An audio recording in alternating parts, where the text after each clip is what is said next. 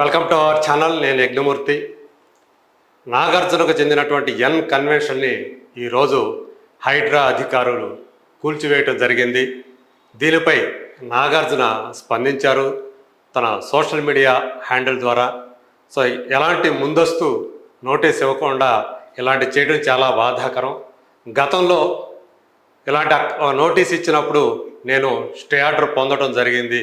కానీ ఈరోజు ఇలా చేయటం మాత్రం ప్రభుత్వ తీరుకు నేను చాలా బాధపడుతున్నానని చెప్పేసి దీనిపై నేను ఎలా చట్ట ప్రకారమే వెళతాను, సో నాకు జరిగినటువంటి ఈ అన్యాయానికి పరిహారం పొందుతానన్నట్లుగా ఆయన ట్వీట్ చేయటం మనకు తెలిసిందే.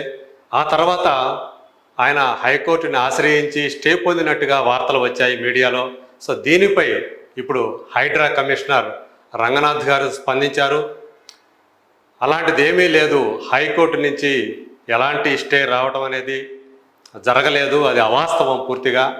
సో మేము చట్ట ప్రకారమే ఆయన కంప్లీట్గా ఎన్ కన్వెన్షన్ సెంటర్ని 3 ఎకరాలు బఫర్ జోన్ కానివ్వండి, అలాగే ఎఫ్టీఎల్ కానీ ఆక్రమించి ఆ చేపట్టే నిర్మాణాలు ఏవైతే ఉన్నాయో వాటిని మాత్రమే మేము పూర్తిగా ఆ నిర్మాణాలను కూల్చివేయడం జరిగింది. సో కాబట్టి హైకోర్టు నుంచి స్టే రావటం అనేది అవాస్తవం. సో ఇందులో హైకోర్టు జోక్యం అనేది ఏమీ జరగలేదు, జోక్యం చేసుకోవడం అనేది జరగలేదు అని రంగనాథ్ గారు చాలా స్పష్టంగా ప్రకటించడం జరిగింది.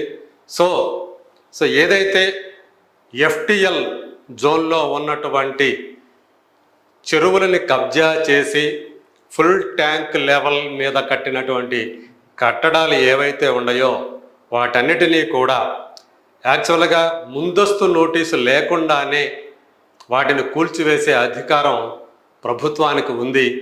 సో అందులో భాగంగానే ఇప్పుడు ఎన్ కన్వెన్షన్ కూల్చివేశారు అని చెప్పి వార్తలు వస్తూ ఉన్నాయి.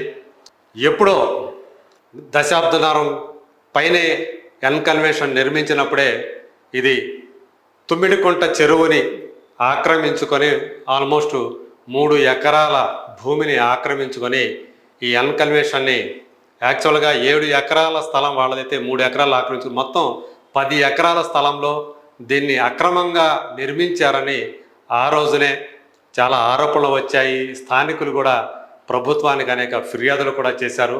అయితే మునుపటి ప్రభుత్వాలు ఏవి కూడా గట్టి చర్యలు తీసుకోవడానికి ప్రయత్నం చేయలేదు.